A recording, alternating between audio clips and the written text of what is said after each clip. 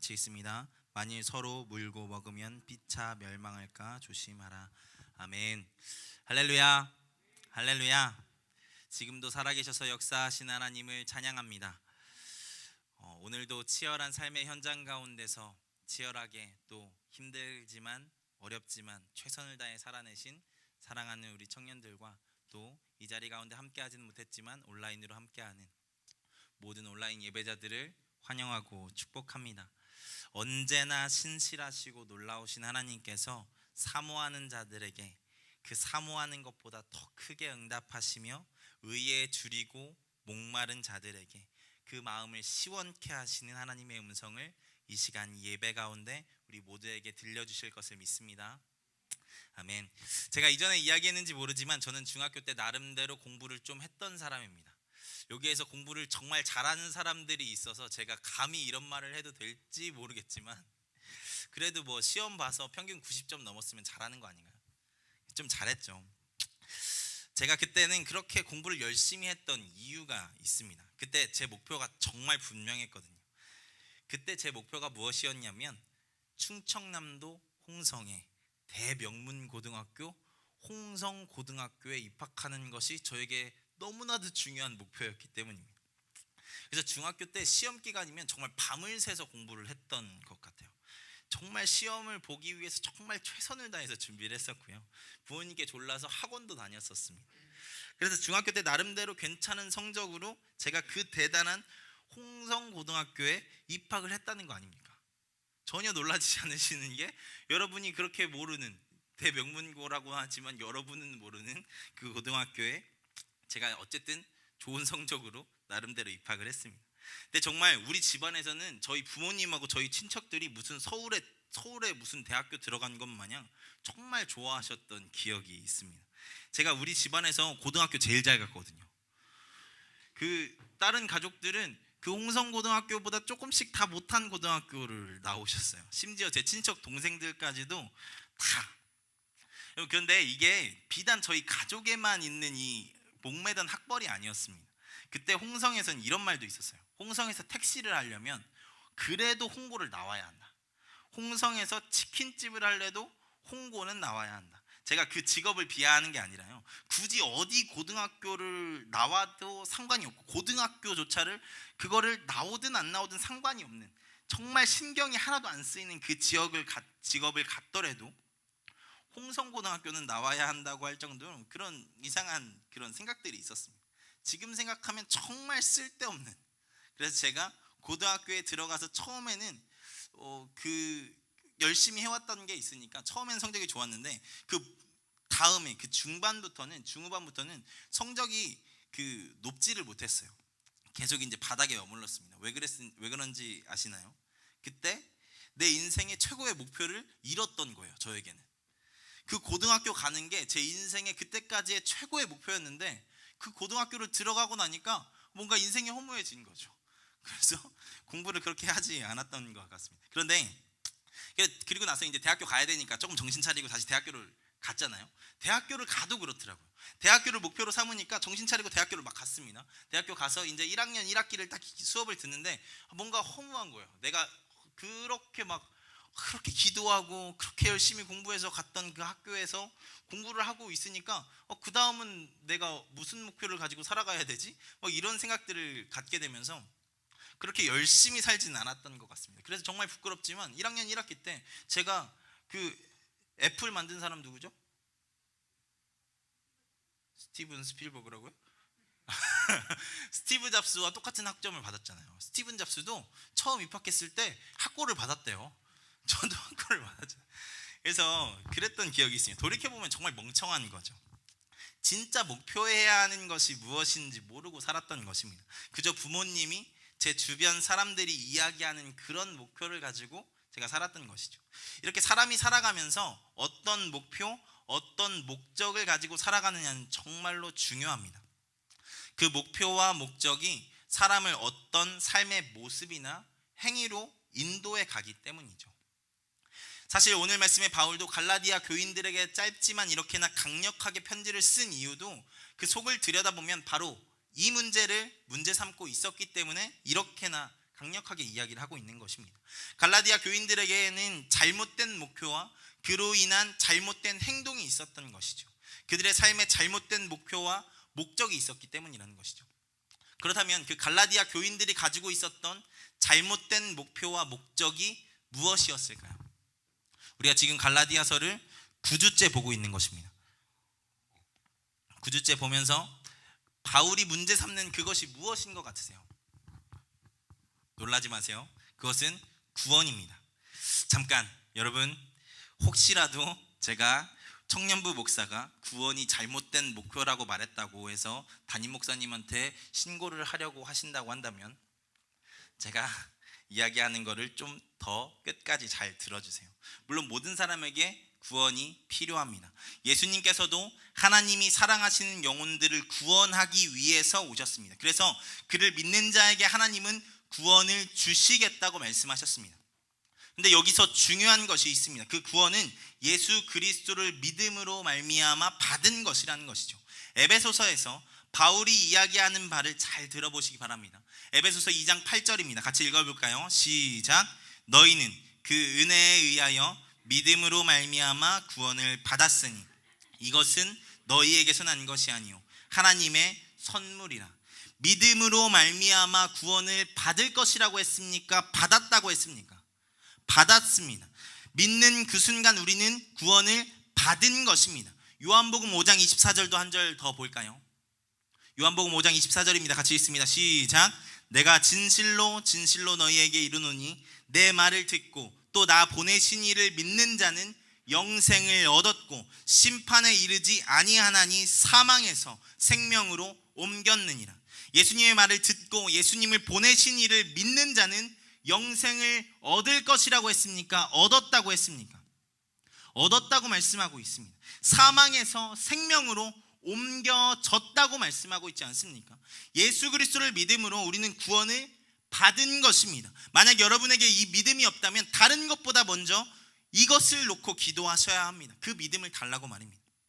근데 여러분, 이것은 정말 신비하고 놀라운, 정말 우리의 생각으로는 불가능한 엄청난 사건인 것은 분명합니다. 그런데 그것이 이루어지는 현장을 너무 판타지와 같이 신비하고 판타지한 현상이 이루어지는 것으로 상상하시면 안 됩니다. 종종 나는 어떤 극적인 체험이 없어서 아직 하나님을 만나지 못한 것 같다고 말씀하시는 분들을 만날 때가 있습니다. 물론 하나님께서 그렇게 극적이게 만나주시는 사람들도 있습니다. 오늘 이 서신을 쓴 바울처럼 말입니다.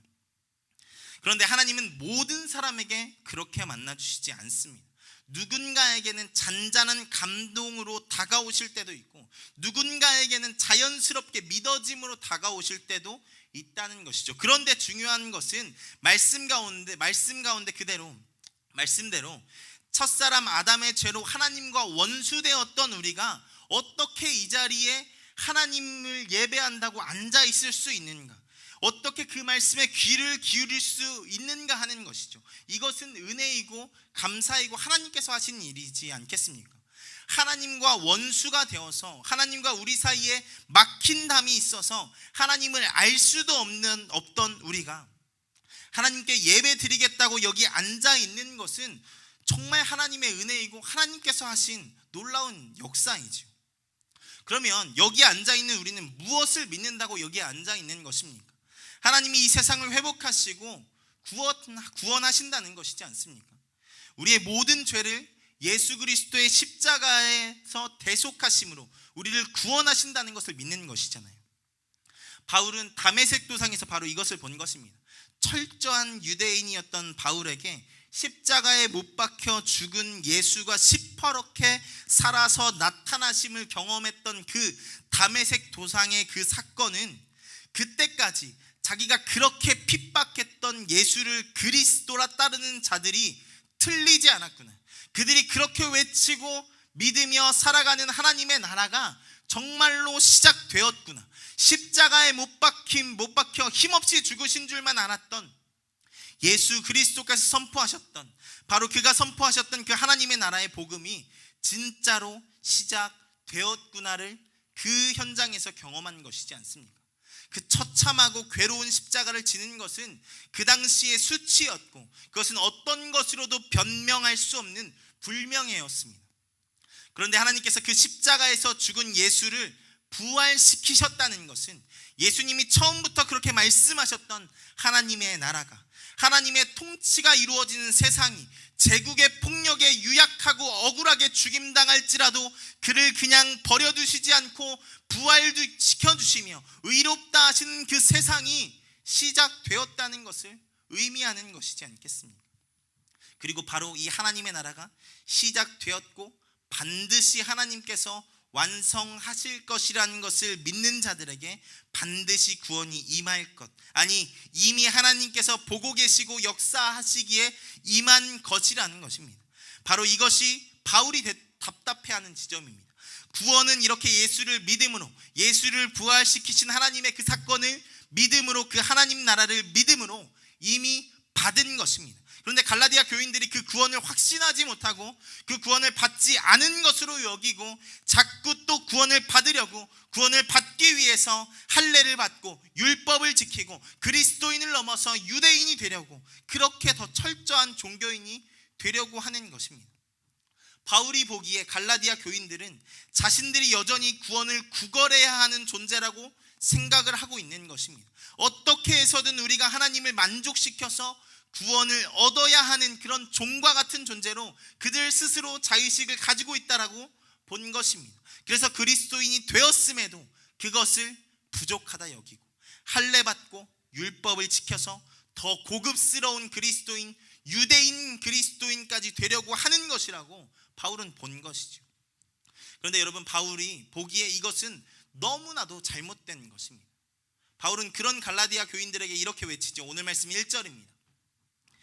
그리스도께서 우리를 자유롭게 하려고 자유를 주셨으니 그러므로 굳건하게 서서 다시는 종의 멍에를 매지 말라.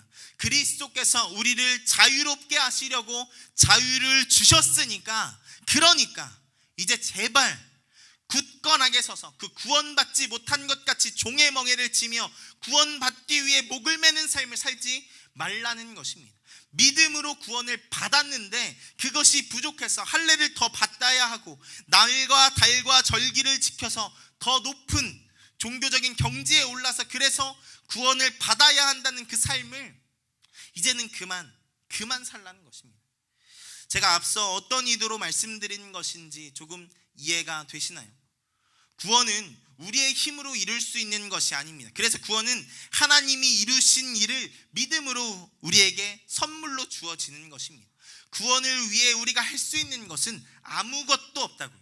우리는 그 구원을 믿음으로 이미 받았습니다. 그런데 믿음으로 받은 구원을 부족하다 여기고 더 어떠한 것을 해야 한다는, 그것을 어쩌면 하나님은 이것을 바라보며, 이렇게 살아가는 그 사람들을 바라보며 이미 완전히 이루신 구원을 부족한 것으로 만드는 것이기에, 그런 생각들은 그렇게 하나님이 이루신 구원의 사역을 부족한 것으로 만드는 것이기에 하나님에게 모욕적인 것이며, 우리를 자유케 하기를 원하시는 하나님의 사랑을 이해하지 못하고 여전히 구원의 목을 매어 사는 어리석음으로 하나님의 마음을 아프게 하는 엄청난 실수라는 것이죠.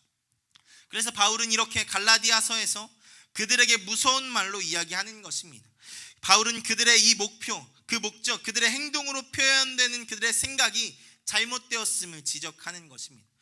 여러분, 사실 바울은 우리가 갈라디아서를 읽다 보면 바울에게 할례가 참 중요한 문제였겠구나라는 생각들을 하게 될 때가 있습니다. 왜냐하면 갈라디아서에서 할례에 대한 이야기들을 참 많이 하고 오늘 말씀에서도 이야기를 하지 않습니까? 그런데 여러분, 사실 바울에게 할례는 그렇게 중요한 문제가 아니었습니다. 갈라디아서에서 할례에 대해서 이야기를 많이 부정적으로 이야기해서 우리가 할례를 바울이 되게 싫어한다고 생각을 할 수도 있지만, 단순히 바울이 할례를 받는 그 행위가 싫었고 그것이 문제였다라고 바울이 문제의식을 가지고 있었다라고 이야기한다면 바울은 한 입으로 두 말하는 이상한 사람이었을 것입니다. 여러분, 사도행전 16장 3절을 한번 볼까요? 사도행전 16장 3절입니다. 같이 읽어보겠습니다. 시작.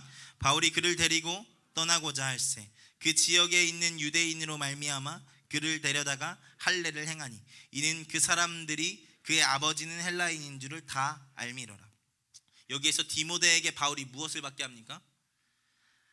할례를 받도록 하지 않습니까? 단순히 할례 행위가 문제였다라고 한다면 바울은 그냥 이 말 저 말 하는 줏대 없는 멍청한 사람이었을 것입니다. 그런데 바울에겐 할례 받는 것이 문제가 아니었습니다. 그래서 오늘 말씀 6절에서 이야기하는 것처럼 할례나 무할례나 효력이 없다고 이야기하는 것이지 않습니까? 그것으로 구원받는 것이 아니라는 것입니다. 그래서 어쩌면 그냥 할례 받고 싶으면 받으라고 말했으면 그가 오늘 말씀에서 이야기하는 것처럼 바울의 사역이 십자가의 걸림돌이 제거되어지는 것처럼 편해졌을지도 모릅니다. 그런데 바울은 그게 문제가 아니었으면서도 중요한 문제였던 것입니다. 할례를 받든지 안 받든지 상관없지만 그 할례를 받는 그 동기가 예수를 통해 이루신 구원을 부족한 것으로 여기는 것이라면, 그래서 더 어떤 종교적인 행위를 해야 구원 받는다는 생각으로 행해지는 것이라면 절대로 목에 칼이 들어와도 반대해야 하는 문제였던 것이죠. 그렇게 예수 그리스도를 믿어 구원받은 그리스도인이 되었음에도 그것이 부족하다 하여 할례를 더 받고 유대인까지 되어야 완전한 그리스도인이 된다고 하는 그들의 잘못된 열심, 잘못된 목표가 바울이 보기에는 너무나도 심각한 문제였던 것입니다.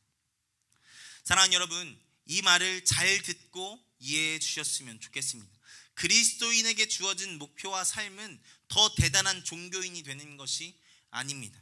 어떤 신비한 경지에 이른 사람이 되는 것도 아닙니다. 물론 하나님께서 그런 은사를 허락하셔서 맡기신 일들을 하게 하시는 경우들도 있습니다.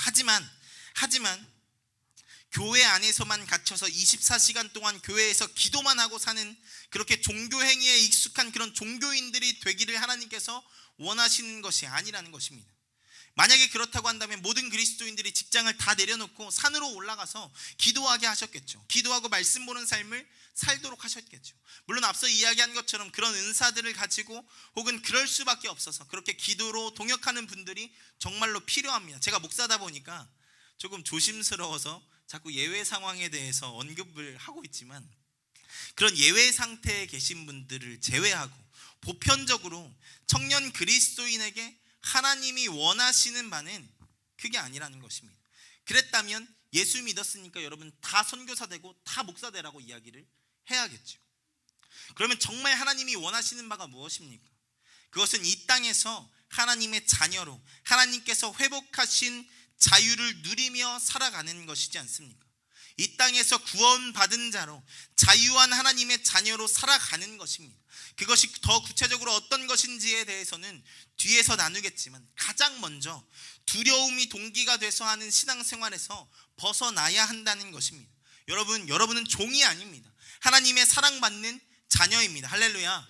그의 소유된 백성입니다. 이 확신 안에 살아가는 것이 바로 우리에게 허락되어 있는 삶이라는 것이죠.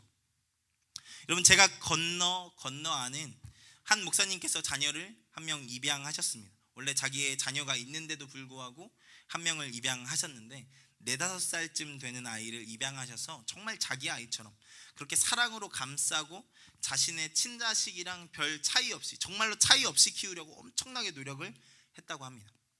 근데 이 입양된 친구가 초등학교 6학년이 되도록 냉장고를 열 때마다 눈치를 보면서 열어도 되냐고 자기에게 물어보더라는 것입니다. 처음에는 별 생각이 없었는데 어느 날 그 물음 자체가 너무 가슴이 아프더라는 것입니다. 내 자식인데 마치 남의 자식인 양, 아니 두려워서 떤 어떤 죄인인 양 그렇게 물어오는 아이의 물음이 되려 부모된 그 목사님의 마음을 아프게 만들었다는 것이죠. 그래서 그 목사님이 그 아이를 끌어안고 울면서 이렇게 이야기했다고 합니다. 넌 내 딸이야. 내 것은 다 네 거야. 물어보지 않아도 돼. 그냥 너가 먹고 싶으면 네가 마음대로 열어서 먹고, 먹기 싫으면 안 먹어도 돼. 넌 내 딸이야.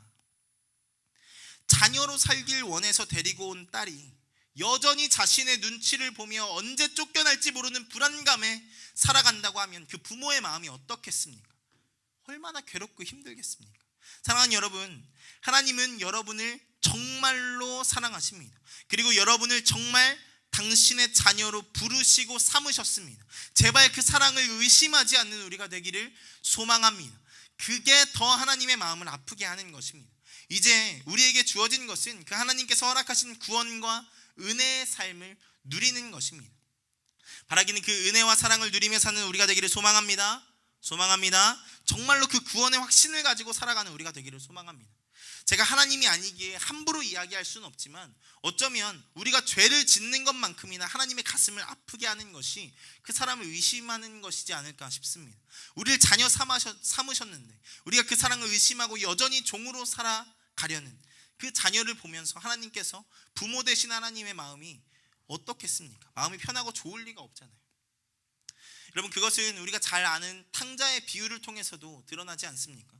재산을 미리 받아 나간 둘째 아들이 그것을 다 탕진하고 돼지 쥐염 열매나 주워 먹는 삶을, 그런 비루한 삶을 살다가 도저히 그 삶을 살 수 없을 쯤 되어 아버지의 집에 가서 종이라도 되게 해서 그 아버지의 집에서 빌어먹고 살아야겠다는 생각들을 가지고 아버지의 집으로 돌아가지 않습니까? 그때 종이 되기 위해 찾아온 아들을 아버지께서 어떻게 맞이하십니까? 버선발로 뛰어가 안아주지 않습니까? 그리고 그를 위해 잔치를 준비해 주시지 않습니까? 그리고 종이 아니라, 그가 말한 대로 종이 아니라 아들로 살아가게 하시지 않습니까? 이것이 바로 예수님이 말씀해 주시는 하나님의 사랑이지 않습니까? 종종 그리스도인으로 살아가면서 그 자유함과 자녀됨을 누리지 못하고 낮은 자존감으로 살아가는 그리스도인들을 보게 될 때가 있습니다. 그런데 여러분, 앞서 이야기한 것처럼 하나님은 여러분이 살아가며 죄 짓는 그 한 번의 순간만큼이나 어쩌면 여전히 종처럼 살아가는 그 삶에 더 마음 아파하실지도 모릅니다. 그러니까 바라기는 제발 그 하나님의 사랑을 믿으시고 그 은혜와 구원과 자유의 삶을 누리며 살아가는 우리가 되기를 소망합니다. 소망합니다. 정말 하나님의 자녀됨의 권세를 누리며 살아가는 우리가 되기를 소망합니다. 여러분, 그러면 우리가 그렇게 구원을 받았으니까 이제 자유롭게 우리가 하고 싶은 거 다 하고 대충 살아도 되는 것일까요? 우리가 온 세상을 만드신 하나님의 자녀라면 이제 우리 마음대로 하고 살아도 되는 것이지 않습니까? 이미 우리는 구원을 받았고 하나님의 자녀가 되었다면 우리 마음대로 살아도 되는 것이잖아요. 예전에 제 꿈이 대통령이었습니다. 다들 초등학교 때 대통령 한 번씩 꿈꿔보시지 않습니까? 내가 왜 대통령을 하고 싶다고 했을까라고 저 스스로 한번 돌이켜서 생각을 해본 적이 있습니다. 그렇게 생각해 보니까 아마 제가 아는 가장 높은 사람이 대통령이었던 것 같아요. 그래서 그저 그 높은 사람에 대한 막연한 동경이 저에게 있었던 것 같습니다. 그런데 만약에 정말 진짜 나 같은 사람이 대통령이 되었으면 어땠을까라는 상상을 해본 적이 있는데 정말 큰일 나겠더라고요. 왜냐하면 저는 정말 욕심이 많은 사람이거든요. 제가 목사니까 왕정이지 아마 세상의 권력을 내 뜻대로 휘두를 수 있는 위치였다고 한다면 나라에 도움이 되는 정치를 하는 사람이 아니라 어떻게든 나에게 유익이 되는 방향으로 그 권력을 사용했을 것 같더라고요. 어떤 자격을 얻고 어떤 지위를 얻고 어떤 혜택을 누리는 것은 물론 중요한 것입니다. 그런데 그 자격과 혜택에는 반드시 책임이 따르는 것입니다. 대통령이 자기가 얻은 권력을 자기의 유익만을 위해 쓰면 안 되는 것처럼 말입니다. 오늘 말씀에서 바울은 아주 재미있는 이야기를 합니다. 분명 오늘 말씀 처음에는 종의 명예를 매지 말라고 그렇게나 강조를 하지 않았습니까? 그런데 오늘같이 읽은 본문 안에 다시 종노릇을 해야 한다고 이야기를 합니다. 이게 무슨 말입니까? 왜 자유함을 입었는데 다시 종노릇하라는 것입니까? 오늘 말씀 13절입니다. 같이 읽겠습니다. 시작. 형제들아, 너희가 자유를 위하여 부르심을 입었으나 그러나 그 자유로 육체의 기회를 삼지 말고 오직 사랑으로 서로 종노릇하라. 바울은 이 말씀을 통해 자유함을 입은 우리가 그 자유를 육체의 기회로 삼지 않기 위해 다시 종노릇을 해야 하는데 누구의 종노릇이 되어야 하냐면 서로가 서로에게 종노릇하는 삶을 살아야 한다고 이야기하는 것입니다. 구원받는 것으로 끝나는 삶이 아니라 구원이 목표가 되는 것이 아니라 구원받은 자로 이 땅에서 살아가야 함을 바울이 이야기를 하고 있는 것이죠. 제가 잠깐 창세기 이야기를 잠깐 해볼까요? 사실 우리에게 이 구원을 통해서 회복되어진 하나님의 자녀의 형상은 창세기의 창조의 때부터 하나님께서 말씀해 주셨던 위치입니다. 우리는 창조의 때 이미 하나님의 형상으로 지음받은 존재였습니다. 하나님의 형상으로 지음받았다는 것은 하나님의 자녀로 지음받았다는 것입니다. 그 존재를 닮을 수 있는 것은 그 존재의 자녀뿐이니까요. 그런 우리에게 주어진 것이 이 땅에서 하나님의 형상을 가진 자로 하나님의 청지기로서의 사명이었습니다. 바꾸어 이야기하면 하나님이 이 땅을 다스리신다면 이렇게 다스리실 것이라는 것을 보여주는 존재로 우리를 만드시고 부르셨다는 것이죠. 이런 통치권을 부여받은 존재라는 것은 말씀을 통해서도 물론 알 수 있고, 이 말씀이 기록되었을 당시에 황제나 왕이 신의 자녀, 신의 아들로 표현되어졌던 것을 생각해 볼 때 우리를 하나님의 자녀로 부르셨다는 것이 어떤 존재로 부르심인지에 대해서 또 생각해 볼 수 있는 부분이겠죠. 그런데 우리가 그 하나님의 명령을 저버림으로 범죄하였고 하나님과의 관계가 끊어지게 되어버렸습니다. 그렇게 하나님과의 관계가 끊어진 우리가 우리에게 허락된 그 통치권을 하나님과 상관없이 우리의 욕심을 위해서 사용하며 살아감으로 이 세상을 이렇게 만들어 온 것이지 않습니까? 그래서 종종 어떤 사람들이 이 세상이 왜 이 모양 이 꼴이냐고, 하나님이 계시는데 왜 이 모양 이 꼴이냐고 질문하시는 것에 대해서 저는 분명하게 이야기합니다. 그것은 다 우리 때문이라고 말입니다. 왜냐하면 성경이 그렇게 이야기해 주기 때문이죠. 그런데 그런 우리가 하나님을 아는 구원, 하나님의 태초의 그 자녀로서의 회복의 구원을 받았다고 한다면 우리에게 주어진 것은 단순한 자유함이 아니라 바로 이 태초의 사명으로서의 부르심이지 않겠습니까? 그 자유함은 내가 구원받기 전과 같이 여전히 내 욕심과 욕구에 지배받으며 사용되어지는 자유함이 아니라 그 하나님이 태초에 창조하셨을 때 그 사람의 자유함, 그 하나님의 통치를 이어가는 존재로서의 자유함으로 사용되어져야 한다는 것이죠. 그래서 오늘 말씀에서 바울이 말하고 싶은 바는 아주 명확합니다. 그리스도께서 주신 자유를 누리며 서로 사랑으로 종로로 타라는 것입니다. 율법으로 구원받기 위해 종처럼 종교적인 행위에만 목을 매지 말고 서로 사랑함으로 이 땅에서 하나님의 나라를 이루며 살아가라는 것입니다. 우리는 종종 그리스도인이 됨에 대해서 지극한 종교인이 되는 것이라고 착각할 때가 있습니다. 그런데 여러분, 예수님과 바울을 잘 보시기 바랍니다. 예수님이 그 사역의 현장에서 가장 많이 부딪혔던 무리들이 누구입니까? 바리새인과 서기관과 제사장들이지 않습니까? 그들은 종교적으로 엄청난 사람이었어요. 일주일에 2번씩 금식을 했고요. 거리에서나 어디에서나 기도를 할 수 있었던 내공이 있던 사람들이었습니다. 11조도 철저히 하는 존재들이었죠. 그런데 예수님은 그들의 무엇을 비판합니까? 그들의 진정한 회개가 없는 금식, 이웃을 돌아보면 없는 11조에 대해서 이야기하지 않습니까? 너희가 박하와 회양과 근체의 11조는 들이되 율법에 더 중한 바 정의와 긍휼과 믿음은 버렸도다라고 이야기하지 않습니까? 그럼 바울도 무엇을 이야기하고 무엇을 비판합니까? 그가 문제 삼고 있는 할례와 날과 달과 절기를 지키는 것과 율법이 말하는 삶이라는 것이 무엇입니까? 그 유대인이 되려는 삶을 왜 비판하는 것입니까? 구원 받았으면 이제 사랑하며 살아가야 되는데 그것에는 관심이 없고 하나도 없고 종교적인 행위에만 관심이 있는 그것을 바울이 비판하고 있는 것이지 않습니까? 그래서 여러분, 어떤 사람들이 이야기하기를 바울이 행위를 미워했다고 이야기하는데 여러분, 바울이 행위를 미워한 것이 아닙니다. 어쩌면 바울이 만약에 행위를 미워했다고 한다면 바울이 미워했던 행위는 종교 행위에만 집착하는 그 행위에 문제를 삼았던 것이겠죠. 여러분, 그래서 바울의 서신들을 잘 보시면 계속해서 무엇을 강조하냐면 두려워하지 말라고 강조하고 사랑하라고 강조합니다. 여러분, 심지어 제가 고린도전서 13장을 암송하는, 제가 암송한 건 아니고 제 아내가 암송하고 제 아들이 암송을 하고 있는데 그 암송을 하는 것을 들으면서 놀란 적이 있어요. 바울이 얼마나 이것에 대해서, 이 사랑에 대해서 얼마나 격하게 강조하냐면 여러분, 산을 옮길 만한 믿음이 있어도 사랑이 없으면 아무것도 아니래요. 여러분, 예수님이 무화과나무를 마르게 하시면서 믿음에 대해서 강조하신 말씀을 들어 이 산을 들어 믿음이 있으면, 겨자씨만한 믿음이 있으면 이 산을 들어 저리로 옮기라 할지라도 순종할 것이라고 했는데 산을 옮기는 그런 엄청난 믿음이 있어도 사랑이 없으면 아무것도 아니래요. 사랑하는 여러분, 종교인이 되려고 하지 마시고 그리스도인이 되십시오.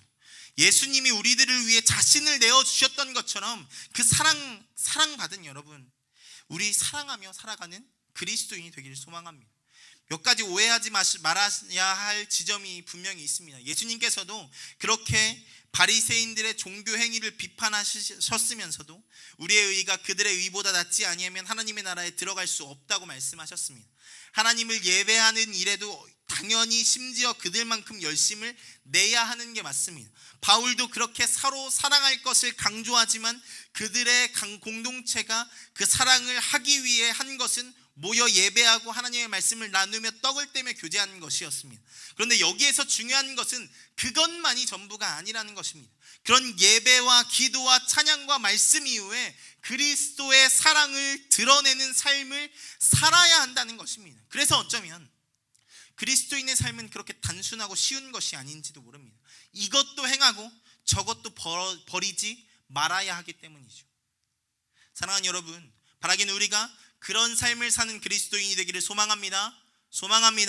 그리스도인으로 살아가는 삶, 종교인에 갇혀 사는 삶, 반대로 봉사만 하는 사람이 아니라 정말 예수 그리스도를 따르는 삶을 사는 그리스도인이 되기를 소망합니다. 바라기는 사랑하는 우리 청년부와 모든 예배자들, 그리고 제가 이 땅에서 진짜 그리스도인으로 살아가는 우리가 되기를 소망합니다. 하나님의 사랑을 믿고 이미 이루신 구원을 믿으며 담대하게 세상에서 사랑하며 예수님처럼 살아가는 우리가 되기를 소망합니다. 그런 우리가 되기를 축원합니다. 아멘. 우리 이 시간 찬양하고 기도하겠습니다.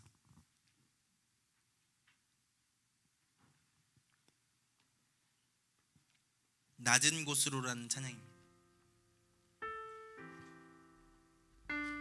우리가 정말 예수님과 같이 살아가는 자들이 되기를 소망합니다.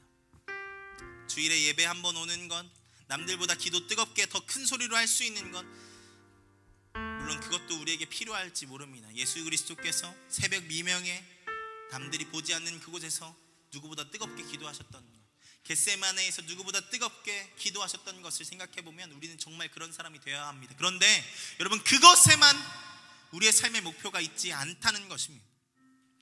예수님이 하나님이심에도 불구하고 이 낮은 곳에 오셔서 우리에게 자기의 생명을 내어주셨던 것처럼 구원받은 우리가 세상 가운데서 그 사랑을 전하며 사랑을 행하며 살아가는 것이 우리에게 주어져 있는 삶이라는 것이죠. 우리가 이 시간 같이 찬양하고 기도할 텐데, 하나님, 우리가 교회 안에서만 그리스도인이 아니라 교회 안에서만 완벽한 자들이 아니라 세상에서도 그리스도인으로 살아가는 자 되게 하여 주시옵소서. 그리스도 닮은 삶, 그리스도인 되는 삶 살아가는 우리가 되게 하여 주시옵소서. 우리 같이 그 고백을 담아서 찬양 같이 하나님 앞에 올려드리겠습니다.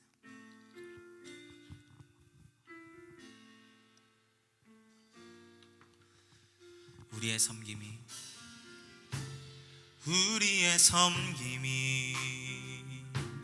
더 낮은 곳으로, 우리의 고백이 더 낮은 곳으로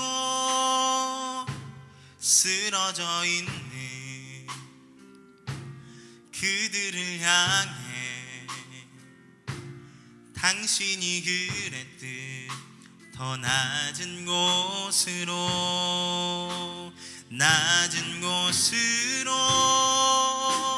우릴 초대하네. 함께 하자고 말씀하시네.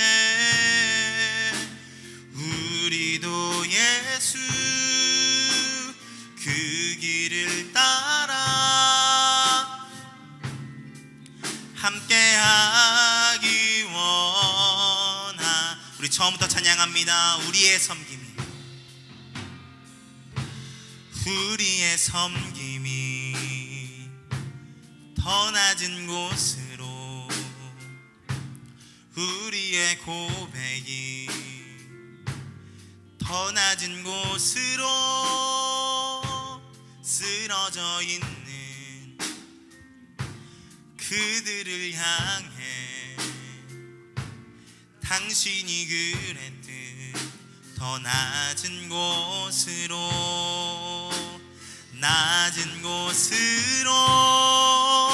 우릴 초대하네. 함께 하자고 말씀하시네. 우리도 예수 그 길을 따라 함께하기 원하네. 낮은 곳으로 우릴 초대하네. 함께하자고 말씀하시네.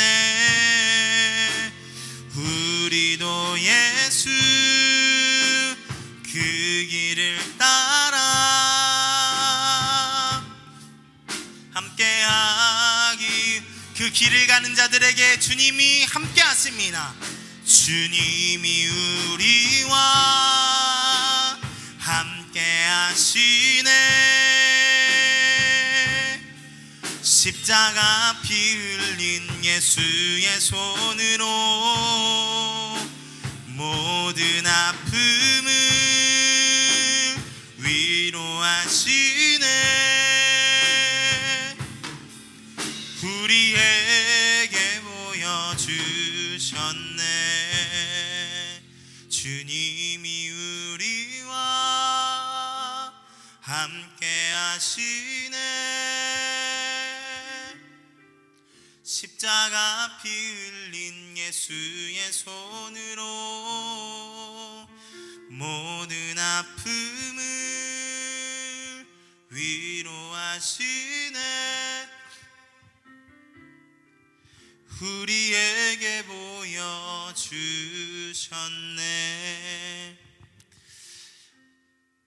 우리에게 이루신 구원을 믿음으로 구원을 받은 자로 살아가는 우리가 되기를 소망합니다. 또한 나아가서 그 구원의 담대한 확신 가운데, 세상 가운데 예수 그리스도의 남은 사역을 이어나아가 하며 나아가는 그리스도인들이 되기를 소망합니다. 우리 이 시간 같이 기도하며 나아갈 때, 하나님, 우리에게 만약에 믿음의 구원의 확신이 없는 자들이 있다면 하나님 이 시간 그들의 믿음 없음을 도와주시고 역사하여 주셔서 그들을 위해 죽으신 예수 그리스도의 그 십자가의 사랑이 믿어지는 역사가 이 시간 있게 하여 주시고, 그 믿음이 있는 자들에게는 그 믿음의 굳건한 확신 가운데 담대하게 세상에서도 하나님의 사랑을 전하며 사랑을 드러내며 나아가는 자로 살아가기로 결단하며 나아가는 우리가 될 수 있도록 주님 붙잡아 주옵소서라고 우리 시간 같이 결단하시면서 주여 한번 외치고 같이 기도하며 나아갑니다. 기도합니다. 주여, 살아계신 주님 감사합니다. 우리를 주님의 구원에 믿음의 걸음을 걸어갈 수 있는 우리가 될 수 있도록 허락하신 하나님 감사합니다. 하나님, 우리가 그 구원의 확신 가운데 살아가는 자들이 되기를 소망합니다. 아직 그 구원의 확신이 없다면 그 구원의 확신을 허락하시는 시간 되게 하시고, 그 굳건한 확신 가운데 믿음의 걸음을 걸어갈 수 있는 귀한 자들 되게 하여 주시옵소서. 그 구원의 확신이 있는 자들이라, 그 믿음의 확신이 있는 자들이라 하나님, 그 담대함을 가지고 세상 가운데 사랑을 전하며 사랑하며 나아갈 수 있는 귀한 자들 될 수 있도록 주여 잡아 주시어서 두려워하지 않고 사랑하는 자 되게 하여 주시옵소서. 예수 그리스도의 십자가와 같이 이 세상 가운데 끝까지 사랑하다가 십자가에 못 박힐지라도 그를 부활시키신 하나님께서 우리 또한 부활시키실 것을 믿으며 이 세상 가운데 믿음으로 나아가는, 그 사랑으로 나아가는 귀한 자들 될 수 있도록 주여 잡아 주시옵소서. 그 믿음과 사랑을 전하며 나아갈 수 있는 귀한 자들 될 수 있도록 주님께서 역사하여 주시옵소서. 하나님 인도하여 주시옵소서. 우리에게 믿음 없음을 도와주시어서 하나님, 우리가 정말 그리스도의 영광의 삶을, 그 사랑의 삶을 목표로 하며 살아가는 귀한 자들 될 수 있도록 주님 붙잡아 주시옵소서. 우리 이 시간 리더 세움식을 잠깐 진행하려고 합니다. 우리 신욱 형제 잠깐만 앞으로 나와주시고, 그리고 임명장과 꽃다발 잠깐 가지고 나와주시면 감사하겠습니다. 네, 지훈 형제가 결혼하고 이제 리더를 할 수 없는 상황이 되었었고, 그리고 얼마간 지훈 형제 목장이 빈 상태로 유지되어져 왔습니다. 또 감사하게 하나님께서 그 목장을 지켜주시고 지금까지 인도해 주시다가 감사하게 헌신할 수 있는 한 명의 형제를 보내주셨고 신욱 형제가 헌신하게 하셨고 그 목장을 이끌어갈 수 있도록 하나님께서 보내주셨습니다. 사실 신욱 형제가 하기 어려운 상황이기도 합니다.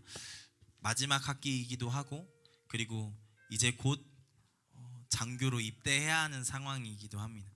그럼에도 불구하고 자기에게 어려운 상황임에도 불구하고 헌신해 준 신욱 형제가 참 감사하고 우리 이 시간 신욱 형제를 위해서 잠깐 기도하고 임명장 전달하고 보내드릴 텐데 우리 신욱 형제가 어렵고 힘들지만 이 리더의 사역들을 잘 감당해낼 수 있도록 주님 붙잡아 주시고 예수님처럼 그 목원들을 사랑하고 바울처럼 그 목장을 세우고 살리는 귀한 사역을 하는 리더들 될 수 있도록 주님께서 붙잡아 주시옵소서라고 우리 시간 신욱 형제를 위해서 우리 같이 기도하실 텐데 우리 같이 주여 한번 외치고 신욱 형제를 향해서 손을 뻗으시고 우리 잠깐 축복하고 중보하며 기도하며 나가겠습니다. 기도하겠습니다. 주여 사랑하는 하나님 감사합니다. 우리 신욱 형제를 보내주시고 리더로 세워지게 하신 하나님 감사합니다.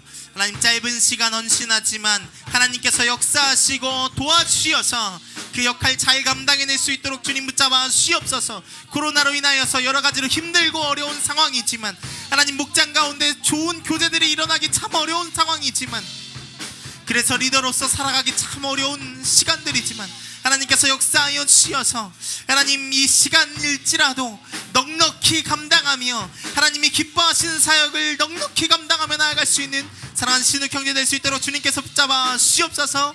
이 귀한 사역 가운데 헌신하여 싸우니 하나님 헌신하고 드린 시간보다 하나님께서 더 크게 축복하시고 역사하여 주셔서 이 땅에서도 복을 받고 저 하늘에서도 복을 받는 귀한 역사가 우리 사랑하는 신욱 형제 가운데 있을 수 있도록 주님께서 붙잡아 주시옵소서. 하나님 목원들 가운데도 주께서 함께하여 주셔서 세워진 리더를 잘 섬기게 하시고 돕게 하시고 혼자 리더 되어지는 것이 아니라 하나님 그를 도우며 건강한 목장으로 성장하는 귀한 출발점이 되어지는 시간 될 수 있도록 주님께서 역사하여 주시옵소서. 하나님께서 역사하실 것을 믿습니다.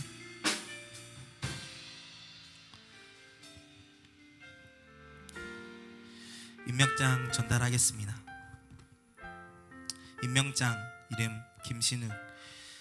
위의 사람을 2020년 7월 12일부로 수정교회 청년부에서 예수님의 마음으로 청년들을 사랑하며 바울과 같이 교회를 세워가는 리더로 임명합니다. 2020년 7월 12일 수정교회 청년부. 감사합니다. 네, 들어가 주시고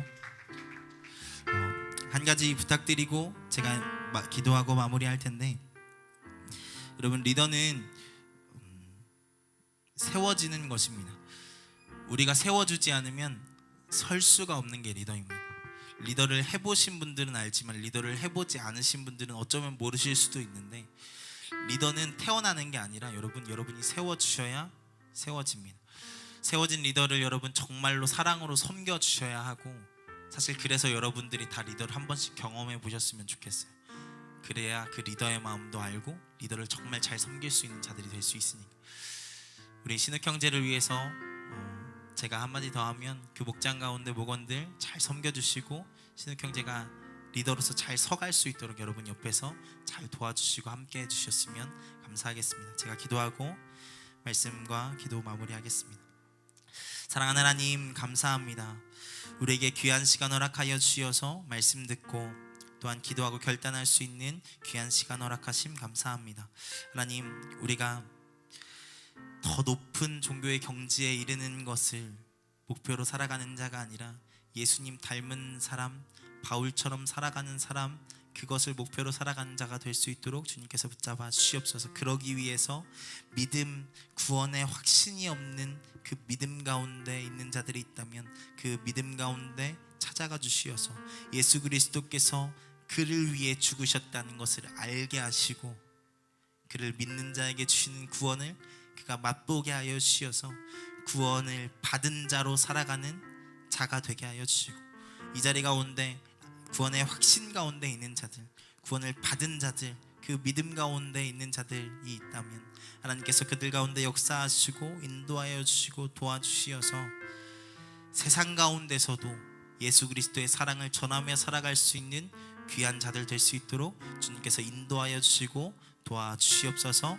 하나님 또한 이 시간 리더 세움식을 가졌습니다. 세워진 리더 가운데 하나님께서 함께하여 주시어서 귀한 리더의 직분들을 감당하는 그 시간 동안 하나님 은혜가 충만하게 하시고, 리더를 해서 힘든 것이 아니라 리더를 해서 기쁘고 즐겁고 희락이 넘치고 행복하고 은혜가 충만하게 되어지는 귀한 역사가 그의 가운데 있을 수 있도록 주님께서 붙잡아 주시옵소서.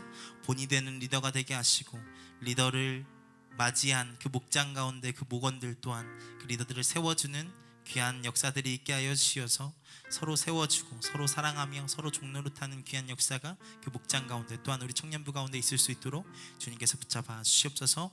감사합니다. 사랑합니다. 예수 그리스도의 이름으로 기도하였습니다.